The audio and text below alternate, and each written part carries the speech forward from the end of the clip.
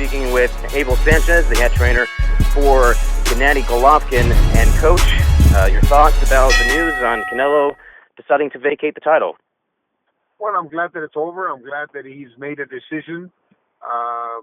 Unfortunately, I think boxing loses, and as a boxing fan, I wanted to see that fight. But we go on with Gennady Golovkin's career. We're not our aim or our goal wasn't so much to fight Canelo. It was to make sure that Gennady was on his way to being the unified champion, and that's another step. And there is a theory going around that perhaps Canelo is just waiting for Golovkin to have a few more fights. For instance, Daniel Jacobs told me last June that as soon as he beats Peter Quillin, the next guy he wanted was Golovkin. And of course, he stopped Quillin in the first round. So, are you guys interested in that fight?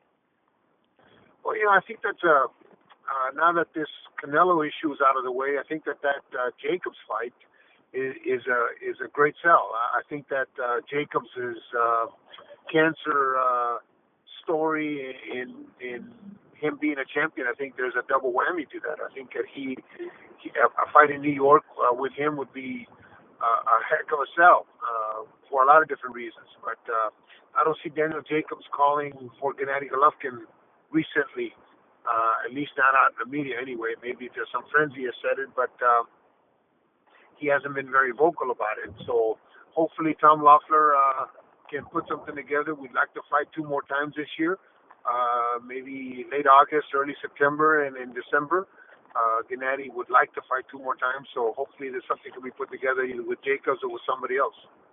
Because I know prior to Jacobs' comments, before he told me that, after the Quillin fight I want Golovkin, he said, I forget who he was speaking with, but I did do an article on that, and he said that, I'm one of the few guys that has the tools to beat Gennady, and when I brought that up to him, he didn't really answer the question. He kind of more or less avoided it and said, well, I've always said I've wanted to fight Peter Quillin first, and I can focus on Gennady. So hopefully that will happen. And well, he's got great skills, and I think that that loss against Pirog may have been a blessing in disguise because he buckled down and started improving and trying to get better as a fighter.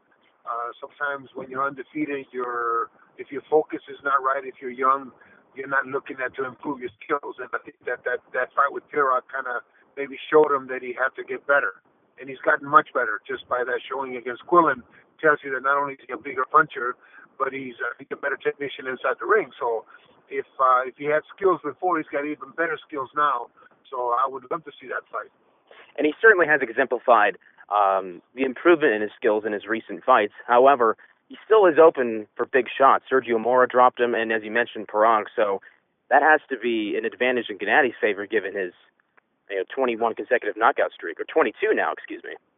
Yeah, but Quillin was a heck of a fighter before he fought Jacobs too. I mean, you just never know. One guy can land a shot, and no matter how Golovkin has taken shots before, Quillin had taken good shots before and never been down. So you just never know.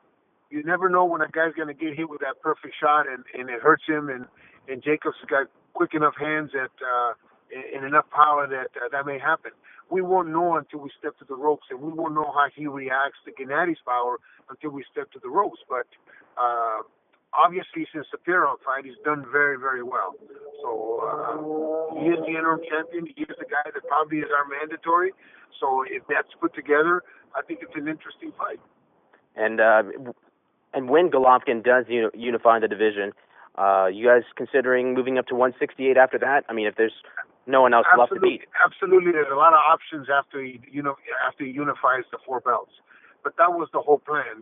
If there wasn't any kind of fight that was significant before that at 168, then we would unify and then move up and then try to take one of those belts and then try to go after some of the other belts in those divisions too.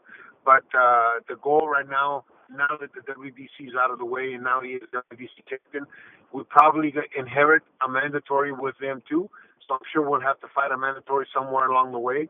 But now it's also time to go after Saunders, who's the WBO champion. Hopefully make him the kind of offer and make his people and go over to England and make his people the kind of offer that makes sense for them and makes sense for us.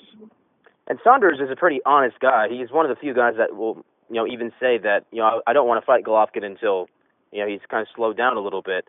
And it wasn't until after that you guys signed the fight with Wade that he decided to come out and say, I want Golovkin. What were your thoughts about that? Everybody says they want to fight Golovkin, just not next. They don't want to fight him next. They want to fight him, but not next. But I think that boxing has become an economic sport. I think boxing has become the business of boxing, and if the economics are right for Saunders, and the situation is right for Saunders, and Tom can make kind of deal that is beneficial to everybody, I think that fight will happen, regardless of what he said in the past. And my final question, Andre Ward, of course, is going to be fighting at 175. He has been fighting at 175. If you guys are considering a fight with Ward at this point, because I know that Fight Night against Wade, Triple G, was at 171 pounds in that area. So if you guys were going to go after that fight, would it have to be at a catch weight? Would it have to be at a catch weight? There's no such thing as a catch weight when there's no title involved. Okay. When there's a title involved, Andre has to be a champion before you can have a catch weight. If you look at any card on any show, unless they're fighting for a title, they're fighting at any kind of weight that there is, because there's not a particular belt in play. So if it's just a fight, it could be at any weight. It's not so much. It's not really a catch weight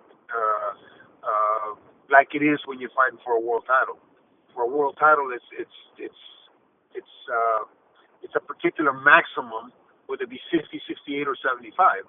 Once Andre becomes the champion, then you can say that we're fighting at a catch weight if whoever are going to fight. But Andre has got a tough fight coming up in November, I believe. I read somewhere that he had signed a contract, but Kovalev had not.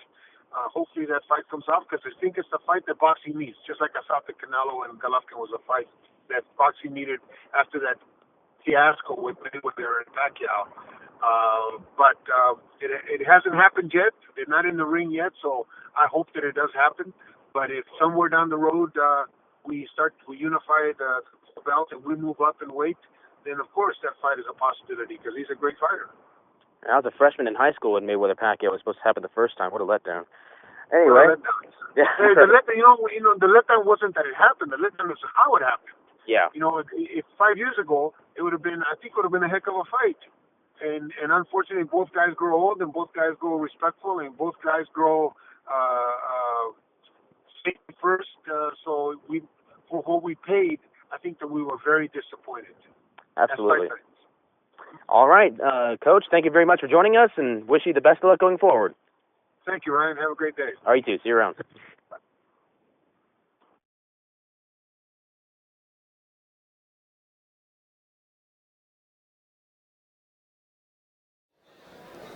Hey Fight fans, if you haven't already subscribed to our channel, make sure you go ahead and do so, because Behind the Gloves is worldwide with our coverage. All you have to do is click this little link right here.